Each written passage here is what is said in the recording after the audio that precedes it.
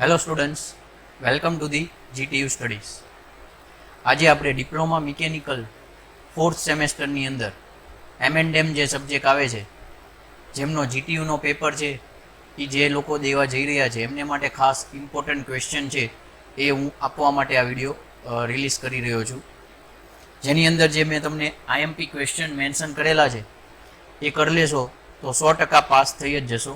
કારણ કે ક્વેશ્ચન જે છે એ મેં એવી રીતે સિલેક્ટ કરેલા છે કે એમાંથી અડધા ક્વેશ્ચન રિપીટ થતા જ હોય છે. એટલે કે તમારે ટોટલ 15 ક્વેશ્ચન જે લખવાના હોય 70 માર્ક્સનું એટેમ્પ કરવા, એમાંથી 10 થી 12 ક્વેશ્ચન છે આટલી ક્વેશ્ચન બેંક કરી લેશો એટલે 100% થઈ જશે. એટલે કે લગભગ 50 માર્ક જેટલું તો તમે એટેમ્પ કરી જ લખશો. અને 5-10 માર્કનું થોડું ઘણું તમને બેઝિક બીજા ક્વેશ્ચનનું નોલેજ હોય એટલે 100% કોઈ પણ અઘરા પેપરમાં પણ તમે પાસ થઈ શકો. તો એ IMP ક્વેશ્ચન છે એ કઈ રીતે છે એ કાઉન્ટ કરેલા છે, બનાવેલા છે, પહેલાં એ જોઈએ. તો આ છે M&Mનો સિલેબસ.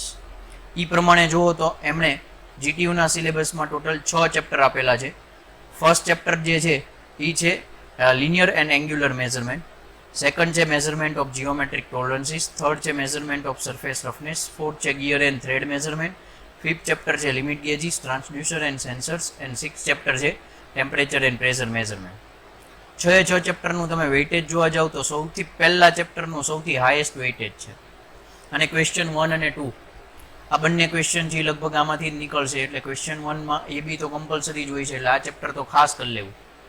એના પછી જો તમારે સેકન્ડ ચેપ્ટર કરવું હોય તો આમાં ચેપ્ટર વાઇઝ સિલેક્ટ કરજો, લાઇનમાં ન કરતા. ફર્સ્ટ ચેપ્ટર થઈ જાય પછી તમારે ફોર્થ ચેપ્ટર કરવાનું છે ગિયર એન્ડ થ્રેડ મેઝરમેન્ટ. એ થઈ જાય પછી તમારે ફિફ્થ ચેપ્ટર કરવાનું છે limit gauges, transducer and sensors. એ પછી તમારે થર્ડ ચેપ્ટર કરવાનું છે મેઝરમેન્ટ ઓફ સરફેસ રફનેસ. એ પછી તમારે સેકન્ડ ચેપ્ટર કરવાનું છે મેઝરમેન્ટ ઓફ જીઓમેટ્રિકલ ટોલરન્સીસ. અને લાસ્ટ ચેપ્ટર જ કરવાનું છે. એટલે સિક્વન્સ ફરી વાર કહી દઉં, જે પણ હું IMP ક્વેશ્ચન આપું એ IMP ક્વેશ્ચનમાં પણ પહેલાં તમારે ફર્સ્ટ ચેપ્ટરના કરવાના, પછી ફોર્થ ચેપ્ટરના, પછી ફિફ્થ ચેપ્ટરના, પછી થર્ડ ચેપ્ટરના, પછી સેકન્ડ ચેપ્ટરના અને પછી લાસ્ટ સિક્સ્થ ચેપ્ટરના. અને IMP ક્વેશ્ચન બેંક આ રીતે મેં આપેલી છે. વેઇટેજ વાઇઝ અને જેટલા ક્વેશ્ચન પૂછાય છે એ વાઇઝ અને જેટલા રિપીટ થતા હોય છે એના વાઇઝ હું તમને IMP ક્વેશ્ચન આપવા જઈ રહ્યો છું. જેમાં મેં કીધું એમ ચેપ્ટર 1નું સૌથી વધારે વેઇટેજ છે તો સૌથી વધારે એના જ ક્વેશ્ચન પ્રિપેર કરવા જોઈએ. જે મેં ટોટલ 10 ક્વેશ્ચન આપ્યા છે એમાંથી 4-5 ક્વેશ્ચન છે એ લગભગ રિપીટેડ જ હશે, એટલે આમાંથી જ હોવાના. એટલે કે ઓલમોસ્ટ તમે 14 માર્ક્સ જેવું આમાંથી જ કવર થઈ જશે. જે 20નું પૂછાય છે એમાંથી 14 માર્ક્સનું તો આના અંદરથી જ ક્વેશ્ચન નીકળશે. એમાં ખાસ આ જે મેં વર્નિયર કેલિપર ઉપરનું રીડિંગ કેમ બતાવું, આવું તે માઇક્રોમીટર સ્ક્રૂ ગેજનું રીડિંગ કેમ બતાવવું એ પણ આવી શકે. વિવેલ પ્રોટેક્ટરમાં રીડિંગ કેમ બતાવવું એ આવી શકે. અને એક સ્લીપ ગેજીસની કોમ્બિનેશનથી આ રીડિંગ કેમ મેળવવું એ પણ આવી શકે. આ ત્રણમાંથી 1-2 ક્વેશ્ચન તો લગભગ જૂના પેપર જોશો તો આઈડિયા આવશે કે એક તો હોય જ છે, એટલે ખાસ એની પ્રેક્ટિસ કરી લેવી. પછી vernier caliper, micrometer screw gauge, vernier height gauge, પછી સ્લીપ ગેજીસ, સાઇન બાર. આ મોસ્ટ IMP ક્વેશ્ચન છે એ કરી લેવા જોઈએ. અને બાકીના મેં જે આમાં મેન્શન કરેલા છે એ. સેકન્ડ ચેપ્ટરમાં જુઓ તો મેઝરમેન્ટ ઓફ જીઓમેટ્રિક ટોલરન્સીસ. જીઓમેટ્રિક ટોલરન્સીસની અંદર મેઇન ટર્મ્સ આવે છે રાઉન્ડનેસ, ફ્લેટનેસ, સ્ટ્રેટનેસ, પરપેન્ડિક્યુલારિટી, સ્ક્વેરનેસ, પેરેલાલિટી. આ બધી ટર્મ્સની ડેફિનેશન ખાસ કરી લેવી જોઈએ. અને એની અંદર જે IMP ક્વેશ્ચન એક છે એ છે ડાયલ ઇન્ડિકેટર, એ ખાસ કરી લેવાનું. અને એ સિવાય આ બીજી મેં તમને બધા જીઓમેટ્રિક ટોલરન્સ કીધા એ બધા ફાઇન્ડ કરવાની અલગ અલગ મેથડ આવે છે. જેમાંની તમને 1-2 IMP જે મેં મેથડ આમાં લખી છે, વેજ મેથડ, પછી ફ્લેટનેસ માપવા માટેની મેથડ્સ, એ ખરી. અને ખાસ બીજી જેટલી મેથડ છે એનો એક ઓવરવ્યૂ લઈ લેવો જોઈએ, અથવા એની ફિગર જોઈ લેવી જોઈએ કે એમાં કઈ રીતની કેવી ફિગર આવે છે. જેથી પૂછવાનું હોય તો ફિગર એ મેઇન IMP છે આની અંદર, તો એ દોર નાખવાની. ચેપ્ટર 3 છે મેઝરમેન્ટ ઓફ સરફેસ રફનેસ.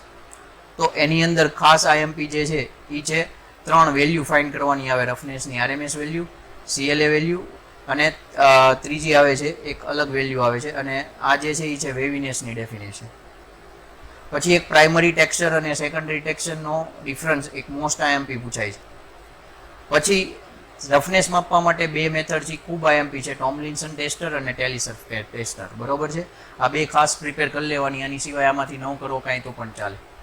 ચોથું ચેપ્ટર જે છે ગિયર એન્ડ થ્રેડ મેઝરમેન્ટ, એ ફરીવાર 16 માર્ક્સનું ફર્સ્ટ પછીનું સેકન્ડ હાઈએસ્ટ વેઇટેજવાળું ચેપ્ટર છે. એની અંદર ગિયરની અમુક બેઝિક ટર્મ્સ એ ખાસ કરી લેવાની, અથવા તો થ્રેડની બેઝિક ટર્મ્સ. આ બધી ટર્મ્સમાંથી કાંઈક તો 3-4 માર્કમાં ડેફિનેશન હશે જ. ગિયરની ટીથ માટે માપવા માટેનું gear tooth vernier caliper most IMP છે.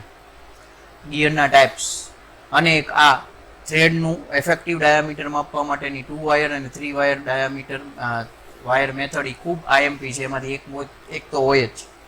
આની સિવાય એક પાર્કિન્સન્સ ગિયર ટેસ્ટર કરી નાખવાનું. આમ 16 માર્કનું ચેપ્ટર છે, પણ મેં તમને અહીંયા ખાલી 5 જ ક્વેશ્ચન આપ્યા કારણ કે આ 5માંથી 3 થી 4 રિપીટ થાય. એ સિવાય જો તમારે કરવું હોય તો 1-2 ક્વેશ્ચન અલગથી કરી શકો છો. પછી ચેપ્ટર 5 છે limit gauges, transducer and sensors. આ ચેપ્ટરનું વેઇટેજ 12 માર્કનું જ છે, પણ છતાંય તે આ 16 માર્કના ચેપ્ટરમાં 5 જ ક્વેશ્ચન આપ્યા હતા, પણ 12 માર્કના ચેપ્ટરમાં 7 ક્વેશ્ચન એટલે આપું છું કે કારણ કે આની અંદર વેરાયટી ઘણી બધી છે. શું પૂછાય એનું સાવ ફિક્સ ના કહી શકાય, એટલે એના માટે ટોટલ 7 ક્વેશ્ચન કરી લેશો તો લગભગ આમાંથી પછી 3 કે 4 તો રિપીટ થઈ જ શકે છે. અને લાસ્ટ ચેપ્ટરની અંદર જે મેં 5 ક્વેશ્ચન આપ્યા છે 6 જ માર્કનું છે, અને તો પણ 5 ક્વેશ્ચન આપ્યા છે કારણ કે એમાંથી પણ જેમ ઓછા માર્કને એમ પૂછાવાની પોસિબિલિટી ઓછી હોય, એટલે આની અંદર 5 ક્વેશ્ચન છે કરી લેશો તો એમાંથી 1 કે 2 આમાંથી જ એ કન્ફર્મ થઈ શકે. ઓકે, તો આ જે છે એ તમને આઈએમપી ક્વેશ્ચન બેંક છે એ આખી આપી દઉં છું. ખાસ આ આઈએમપી ક્વેશ્ચન બેંકની પીડીએફ મેળવવી હોય તો નીચે ડિસ્ક્રિપ્શનમાં ગ્રુપની લિંક આપું છું, એ ગ્રુપ જોઈન કરી લેજો. ન કર્યું હોય તો એમાં આવી જશે, ને જેણે જોઈન કરી લીધું છે એને મળી જશે. એ સિવાય કોઈ પણ તમને આ સબ્જેક્ટ કે કોઈ પણ બીજા સબ્જેક્ટ રિલેટેડ પર્સનલ ઇન્ક્વાયરી હોય, ક્વેરી હોય તો તમે આ વોટ્સએપ નંબર ઉપર પણ મેસેજ કરી શકો છો. અને જો તમારે રૂબરૂમાં કોઈ પર્સનલ સજેશન એડવાઇસ લેવી હોય, કોઈ ફ્યુચરમાં કોઈ સબ્જેક્ટ શીખવા હોય તો ભાવનગરની અંદર ઓફલાઈન કોચિંગ ક્લાસ પણ જીટીયુ સ્ટડીઝ એન્જિનિયરિંગ ક્લાસ કરીને અવેલેબલ છે સંસ્કાર મંડળ પાસે, તો ત્યાં આવીને પણ તમે વિઝિટ કરી શકો છો અથવા મળી શકો છો. વિડીયો બધાને શેર કરજો જેથી કરીને મોસ્ટ ઓફને આ સબ્જેક્ટની અંદર આ ક્વેશ્ચન કરે અને હેલ્પ થઈ શકે. અને વિડીયો જોવા બદલ થેન્ક યુ.